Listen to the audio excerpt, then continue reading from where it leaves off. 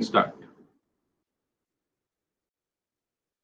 Okay, fine. So for this semester, I will be taking you design and analysis of algorithms. And this subject also has a lab with it. Obviously, what we are going to learn in theory, the same thing we will be having in the lab. So anyway, let us discuss about the lab later. When we start the lab, we'll try to discuss about that. But let us now discuss about what this subject is. This is one of the most important subject of computer science, and none of the computer science engineers till now, I mean, without uh, learning this subject or without going through the algorithms or the topics from this subject, none of the computer science students can survive. So this is very important subject, and this subject has not changed in years or decades. This is the same the matter or syllabus we have, though with the exceptions of few topics which has added now.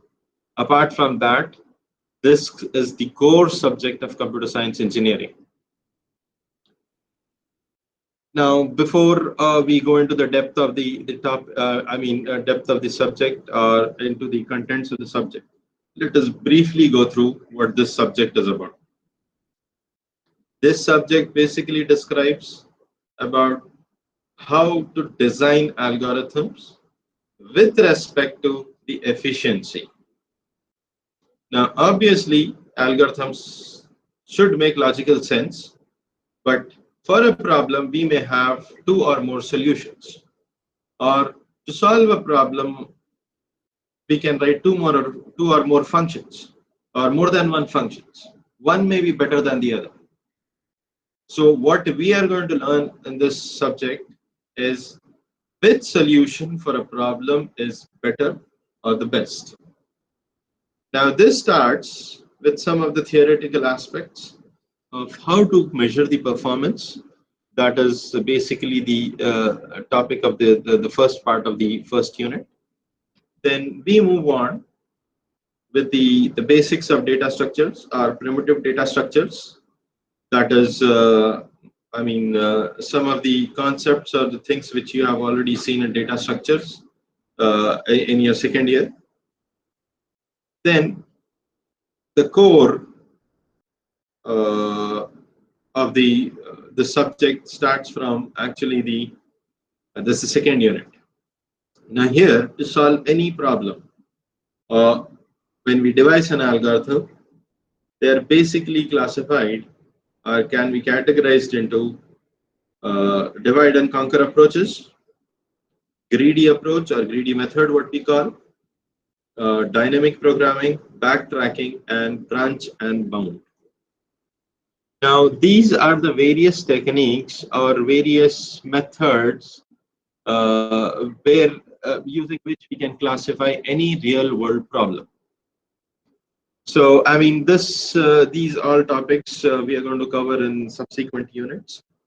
In second unit, we have divide and conquer approach, greedy method with the brute force. Obviously, this part, the brute force and all, is nothing but is a section which is repeated as part of the greedy method itself.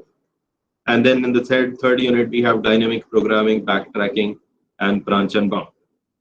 Then coming to the fourth unit, we have all about the graph algorithms, or what we call breadth first and depth first search. And apart from that, there's some new topics, which is not there in the previous syllabus, that is tries, and about the network flow and the B trees.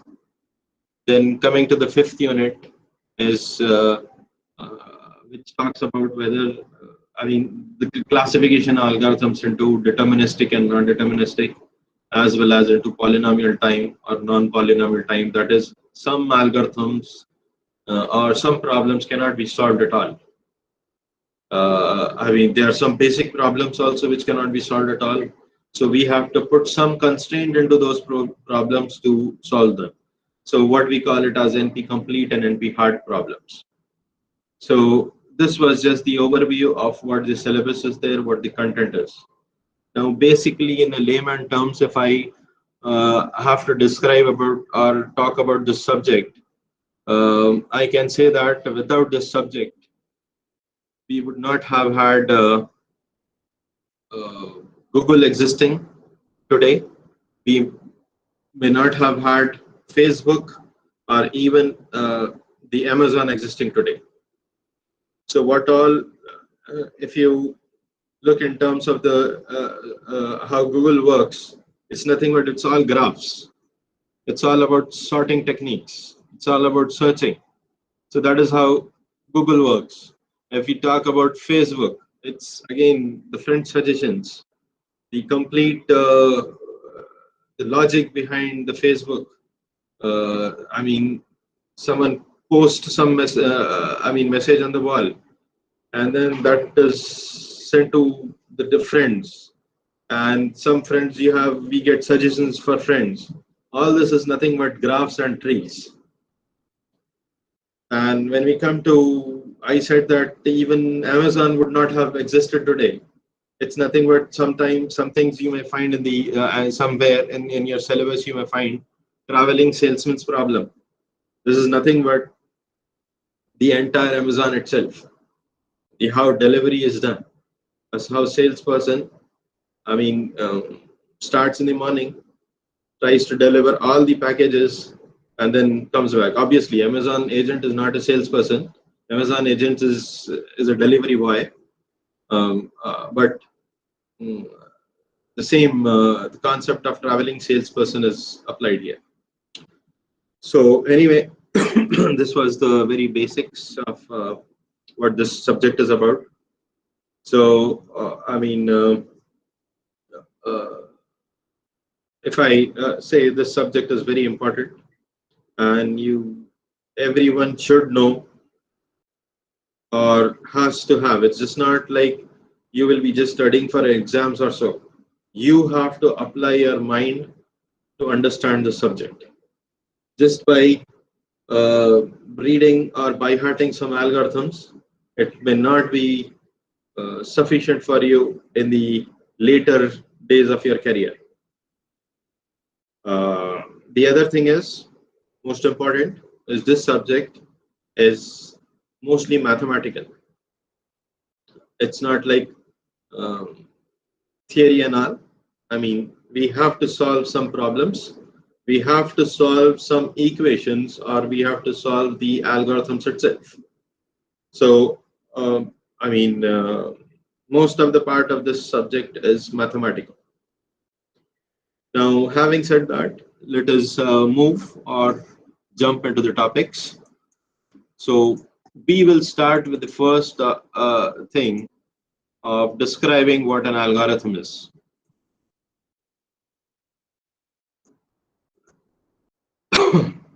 ये क्या हो गया भाई?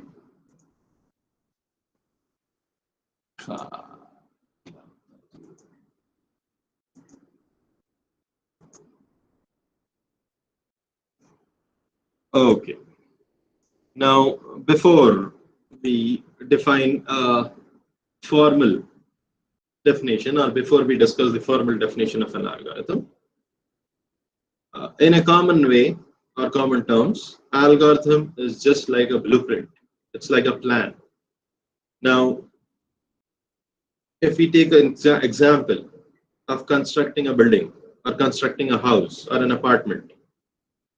Now, the very first thing is we have a plan. We have some measurements which contain some measurements. Based on that plan, pillars are created, walls are erected, and such things are happen. So algorithm is just a plan or a blueprint for a computer program. So we have an algorithm first, and using that algorithm, we try to develop a computer program. So in computer science terminology, algorithm is nothing but a set of instructions. And the most important thing, it's not only the set of instructions, but the set of instructions which executes in finite amount of time. Now this term finite is very important because every for a problem we may have a solution, we may write a set of instructions, but not all set of instructions may lead to a solution in a specific time. So finite amount of time is very important here. That is, those instructions what we write which becomes a part of the algorithm has to execute in some time. Now the next,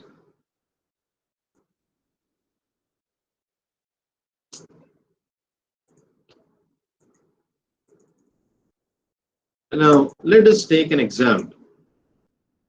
Before we look further, let us discuss why we need algorithms or why we need to learn algorithms. Now let us take an example. We have a map. Now in this map, we can, the problem I'm trying to solve is to reach from one destination, reach from a source to some destination. Now moving from a source to a destination, there might be several ways or several paths. Now those paths depends upon certain conditions. For example, one may be a shortest path, or another path may be a longer path but may not have traffic congestion. Now there may be another route which has the flexibility of a train. So it is not only that we have to see that how to reach from source to destination, but we also have to see that how to reach from, what is the efficient way of reaching. Just a second.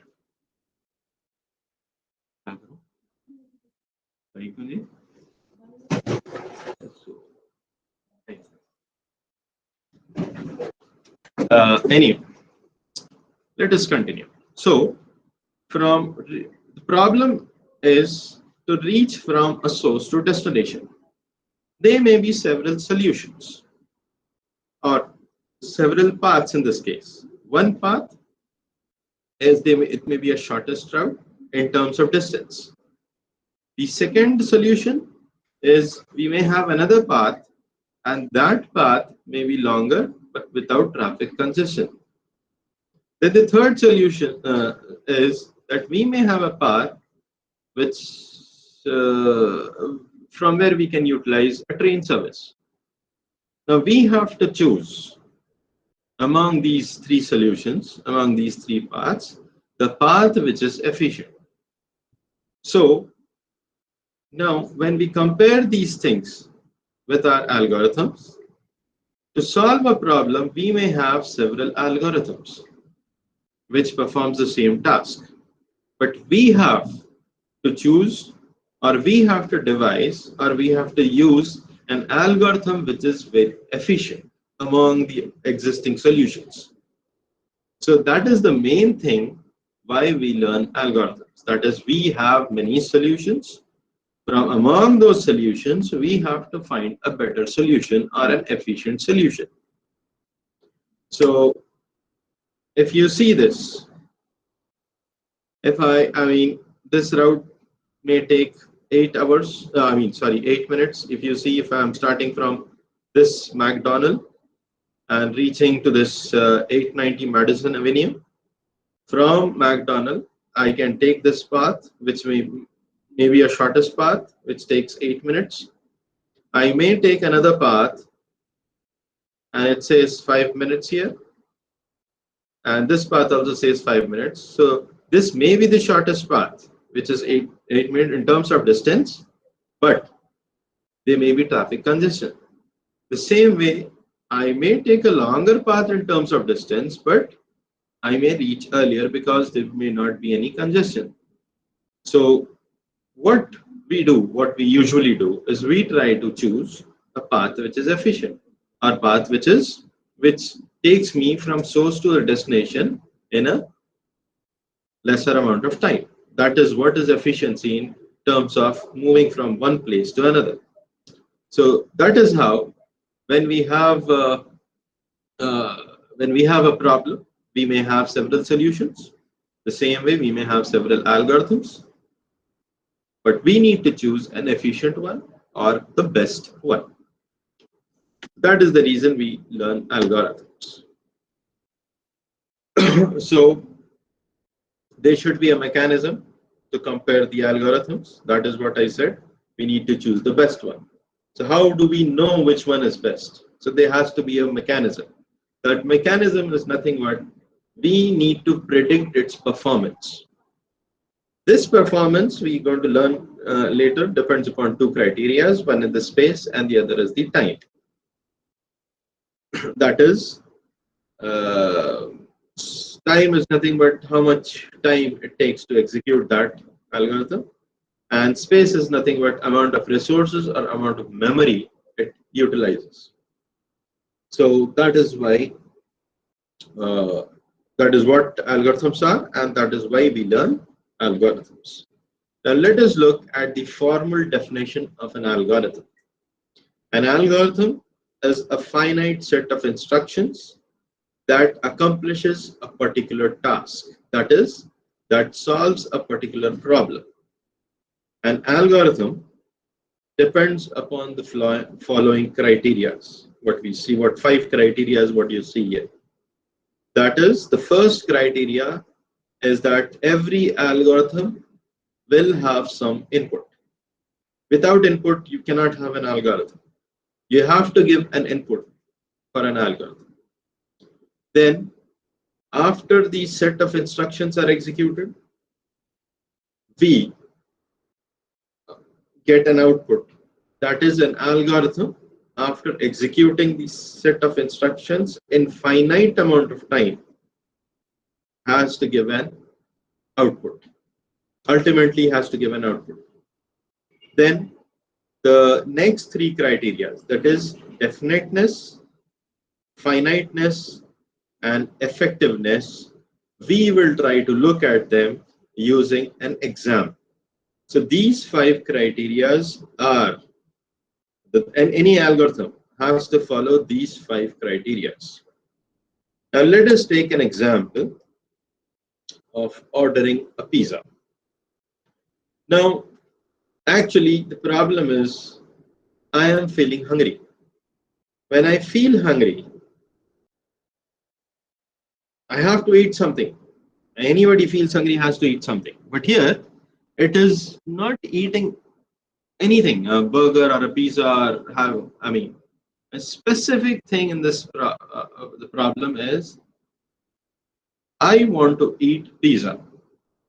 There's specifics here. It's not general. It's not that the problem is not that I'm just hungry. I am hungry, but I'd like to eat pizza. Obviously, the task is nothing but I cannot just open a fridge and eat a pizza. I have to order a pizza. So that's my task. That's the problem. That the task I have to solve is the algorithm I have to write now as for ordering a pizza. I mean, these are the steps. Now, what I generally do, I cannot go to any restaurant. I have to go find a pizza restaurant itself. I cannot go to a general store and say, I mean, give me a pizza or I want to eat pizza. That's not going to happen. Then, it's not that there's only one kind of a pizza available. There are several choices. Among that, we need to select which type of pizza I want to eat. Then, after selecting, I have to place an order, make a payment, and then finally pizza is delivered. Now here, if you see these 5 steps are nothing but, these can be considered as a set of instructions. And using these 5 steps in particular order, I would be able to accomplish ordering or making an order for a pizza. Now, we talked about that an algorithm, I mean, in a previous slide, an algorithm, we talked about that algorithm must satisfy the following criteria. That is input, output, definiteness, what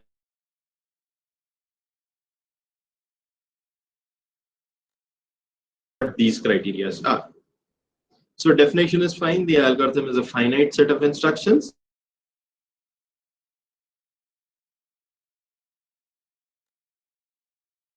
These 5, criteria, that is input, output, that is every algorithm should have input, output. It should be a definiteness, finiteness, and effectiveness. And the very first thing is the input. In this statement, selecting the choice of a pizza is an input. Even making a payment may be an input. So every algorithm should have an input.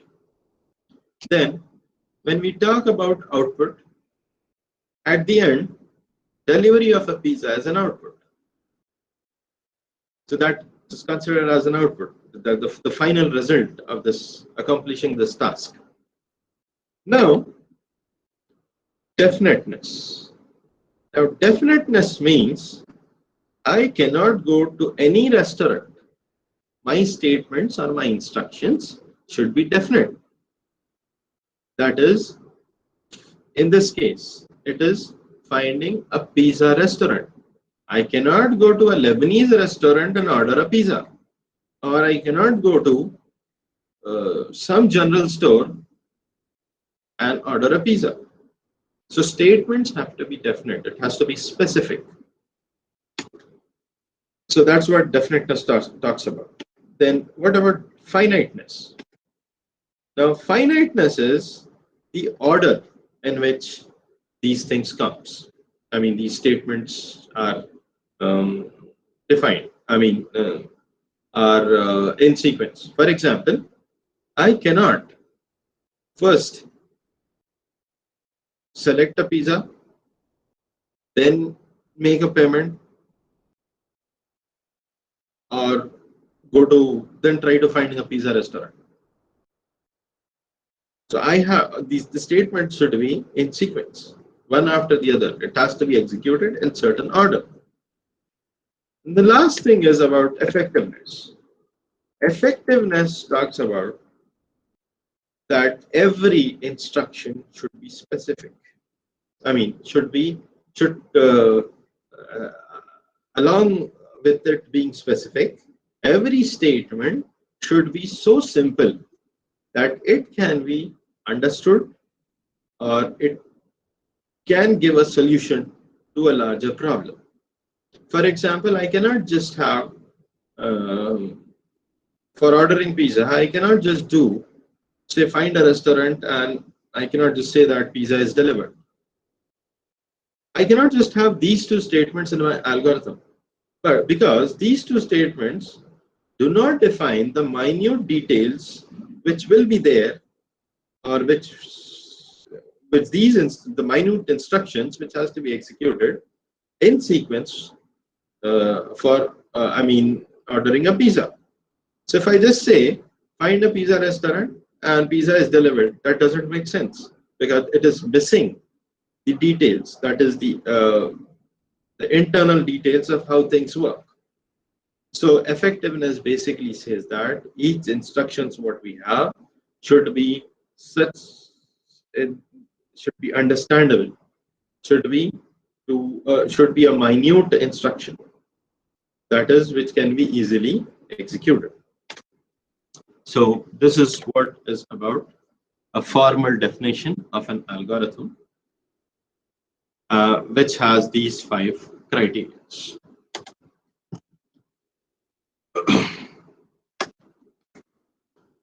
So this was the basics of how we are, what an algorithm is and the formal definition of an algorithm. Now let us move further. Now let us talk about how algorithms are described. That's that is what we call as algorithm specifications. Now there are two ways of actually describing an algorithm. One is using flowchart, the other one is using pseudocode. Now flowcharts, as you all know, has some it's like a diagram where which tells you about the flow. That is how statements are executed, and based, I mean, if we have a condition and there is a decision to be made, then if it is true, which statement should be executed. So it basically describes about the flow of the program. Now, flowcharts are used, I mean, are very much suitable for simple algorithms. Flowcharts are not suitable for complex, I mean, algorithms or to solve complex things. So the other way is to use pseudocode. Pseudocode is nothing but it's just like a description of a program, a description of an algorithms in terms of statements written like a programming language. It's like a programming language, not in a programming language. So algorithms basically contain statements.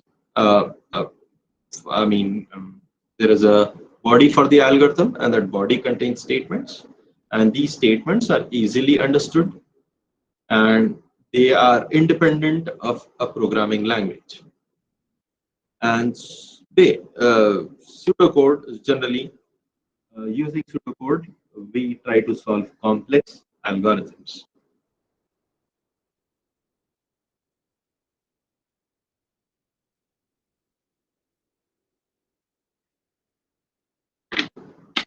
So throughout this subject, we will not be using flowcharts to describe algorithms.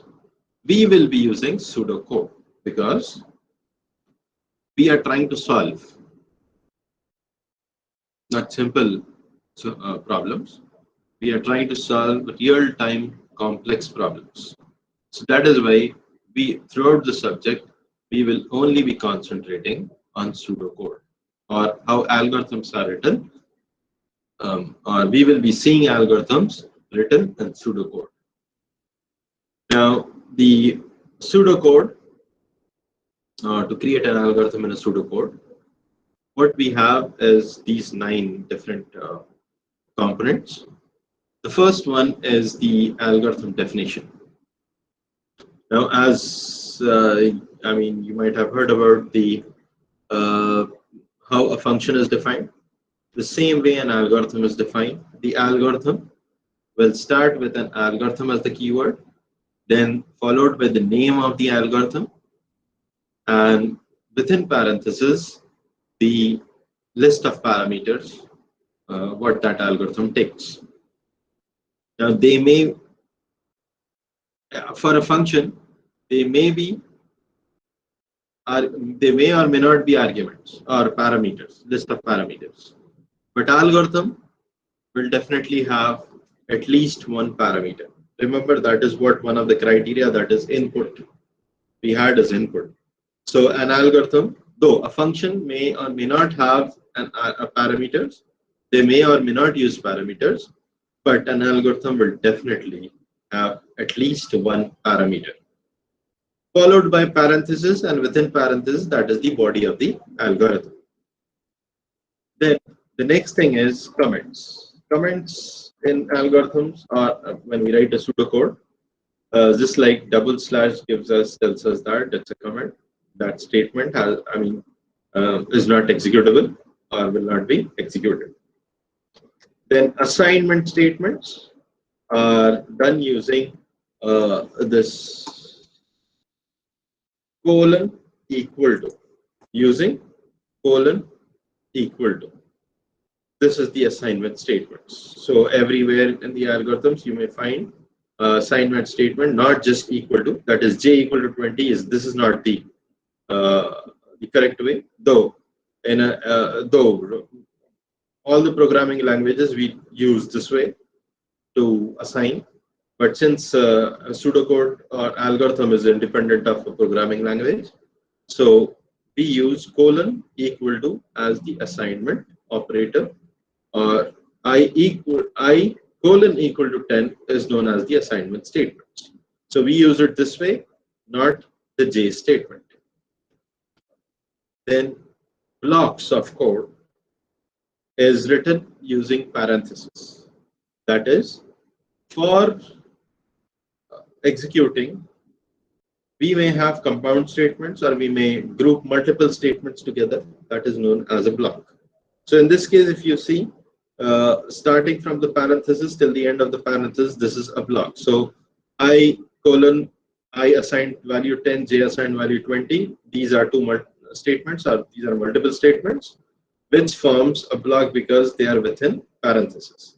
This is the just about. I mean, this is a here we are trying to take an example of algorithm itself, but we may use blocks for conditional statements. We may use blocks for repetitive statements or iterative statements. That is for loop, while loop, do while loop, for if statement, if else statements. So blocks are compound statements are represented using parentheses, or what we call them as blocks. Then next is the operators. We have we use arithmetic operators, plus, minus, divide, percentage, and all for in algorithms. The same way we also have the relational operators as well as logical operators. Though for logical operators we use and or not, we don't use symbols there. I mean, that is and is we don't use ampersand at the symbol, or exclamation for not. I mean, or a pipe operator for or. We use words like and, or, and, not. Then the arrays are a collection of elements, are defined using square brackets. If we have a single dimension array, it's just a single square bracket with only one, the index there. When we have two-dimensional or multi-dimensional arrays, even then, for algorithms, we use single brackets, single square brackets, but depending upon the dimensions, that is the index I and index j, or depending upon the indexes of the dimensions, we separate them using commas. Then comes the conditional statement. We have if condition, then. This then is used. Remember here, we have then, this word, which you will frequently see in the algorithms. Though we don't use this word then in programming languages. For example, in C, we don't use then. In Java, we don't use then. Python, we don't use then. So basically here, since it's a pseudocode, the algorithm uses if condition then, followed by the statements. The statement can, this is only single statement here as an example, but you may have several statements. The same way we have if condition then statement, else statement 2. Here in algorithms, we don't talk about switch statement, or we don't talk about else if, though we have else if statement here, but we don't talk about the switch statement, because switch statements are, they are particular to a programming language. So we have if statement, if else statements, as if, even the else if statements. Then we have repetitive statements. Now here, the repetitive statements are nothing but loops, like for statement, while, and instead of do while, what we have in algorithms, or how we represent do while loop in algorithm, is using repeat until. So do while is specific to C, C++, and for Java. But in algorithms, if we have to represent a do while loop, we say that it is repeat until, or sometimes we also use do while directly. So it's basically what we say is algorithms are generally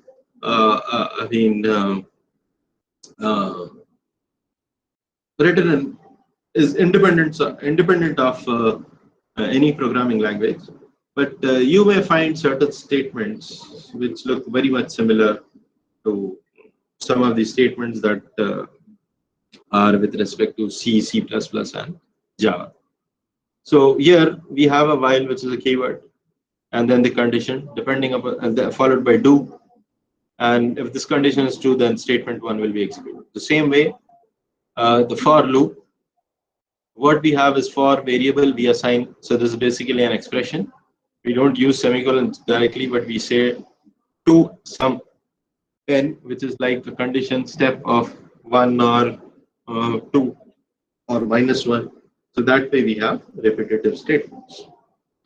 Then the last thing is with respect to the input and output statements. Suppose if we have to take an input from the user, we use read as the function.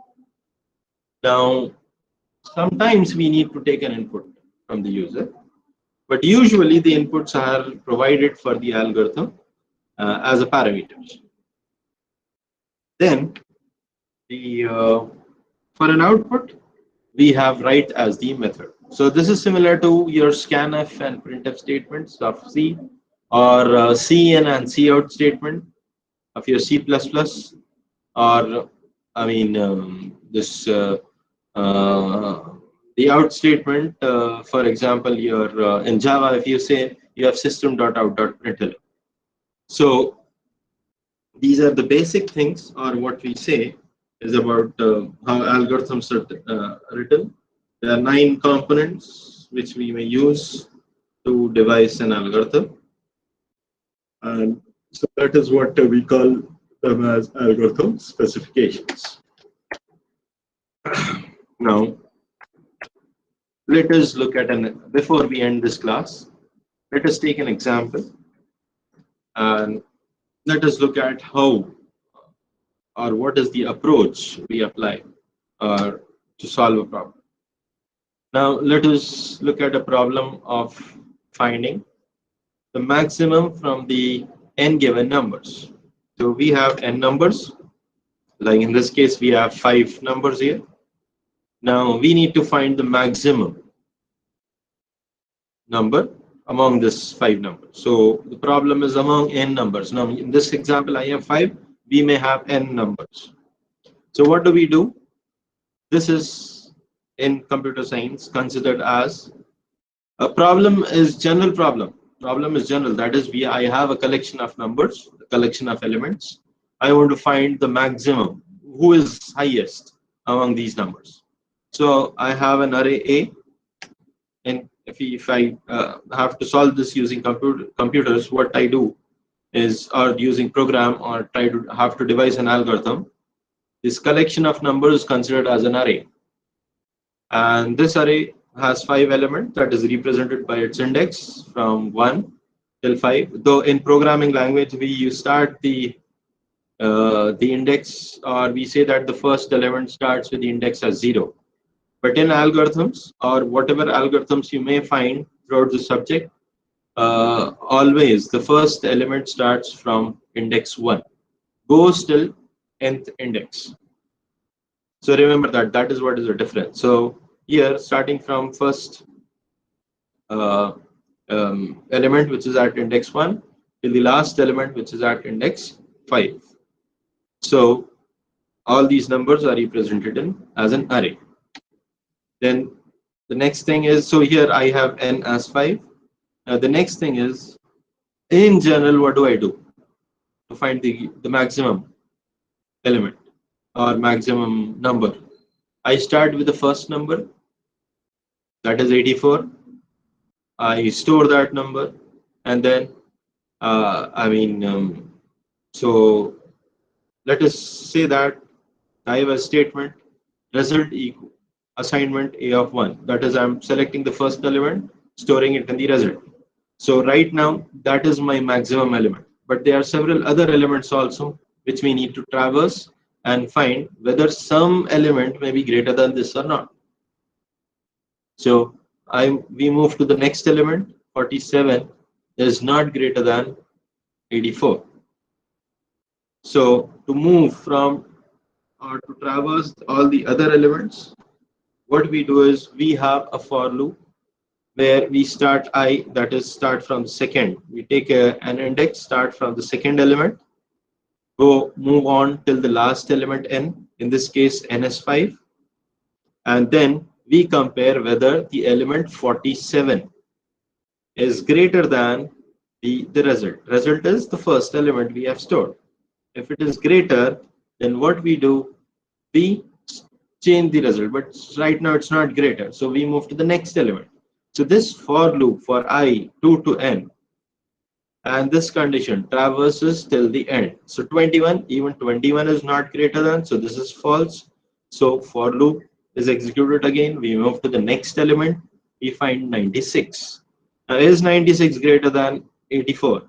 Yes, that is the 84 is the element which is present in the result. Yes, it is greater. So we change or we assign the current element, that is a of I, which is 96 to the result. So instead of result being 84, now result will be 96. Then we move further to the next element, that is 15. 15 is not greater than the result 96. So this statement will not get executed. And since we have reached the end, this for loop terminates, and we have the result. I mean, we have the maximum number stored in the variable as a result, which is obviously 96 in this case.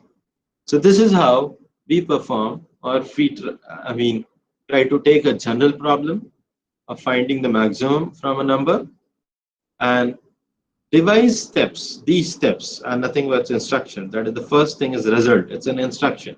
So this is what we are trying to devise an algorithm, and finally give the result. So the final output is the result. So all these statements, if you see, is nothing but we can say that this is an algorithm with the name as max, which takes array A as an input. Array A is an input. So when we say A, it is the collection of all these 5 elements, or n number of elements what we may have. And the next argument is nothing but, even this is an input, which is n, which is the number of elements, or the number of items in that array.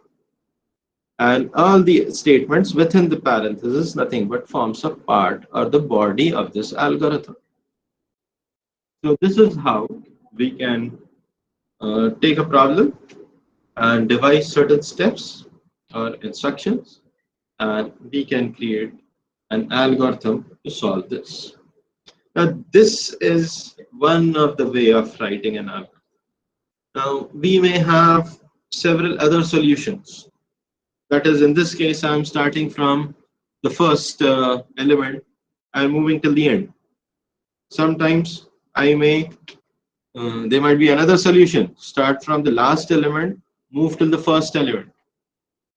Or they may, other ways also, start from the middle element, then search this side or search that side.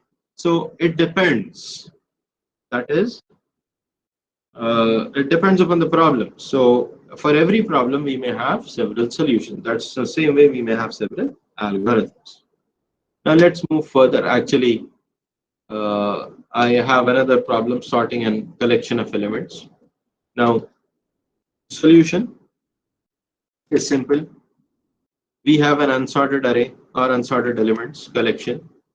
We have to take the smallest element, the simplest solution I'm talking about.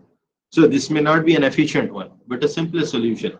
Take the smallest element and place it in its place. Then among the remaining elements, again select the smallest element, place it in its place. So that is a very simple solution for sorting. Now, this is one of the solution for sorting. We may have several other solutions that we will look at when we move on to the subject. One of the technique that is divide and conquer, where we learn about merge sort and quick sort. That is, those two are also sorting algorithms. So this is one of the solutions. So that way, the same way, we have several other solutions to solve a problem. Here the problem is sorting a collection of elements. So we have We have a simple selection sort is one of the method. That is the simplest solution. We have insertion sort, we have merge sort, we have quick sort. So there are several sorting techniques, but what we need is we have to find which sorting technique is suitable in which circumstances, or which sorting technique is suitable or efficient in what circumstances. So anyway, this was the first class. So we will end this class now at this time, and we will continue the class later. It's already 11 o'clock. So if you have any doubts or any questions so far, just let me know. I can give the reply, or else we can wind up this class. So in the next class, so what we are going to do is we'll go into the depth, and we will discuss about we will continue with the talking about the sorting algorithms. I mean, though, is there a specific language for the subject? Yes. When you actually for this subject there is no language. That is what algorithms are. There's a question has come up that is there any specific language for the subject? This subject is about algorithms, and algorithms are independent of any programming language. What this means is when we have an algorithm, that algorithm can be taken, and that algorithm can be converted into a solution using any programming language. Now, for this theoretical subject, there is no specific language. What we learn is the pseudocode, all the algorithms in pseudocode. Now, okay, as far as the lab is concerned, in lab, there is no, in the syllabus, there is no specific language mentioned. The syllabus just has defined, problems and which technique to use to solve those problems. So as far as the lab is concerned, in syllabus we don't have a particular language defined. So we have a choice of using C, C++, Java or Python. We will be discussing about this, and as we receive instructions from the university, we will follow that. So hope I have answered your question.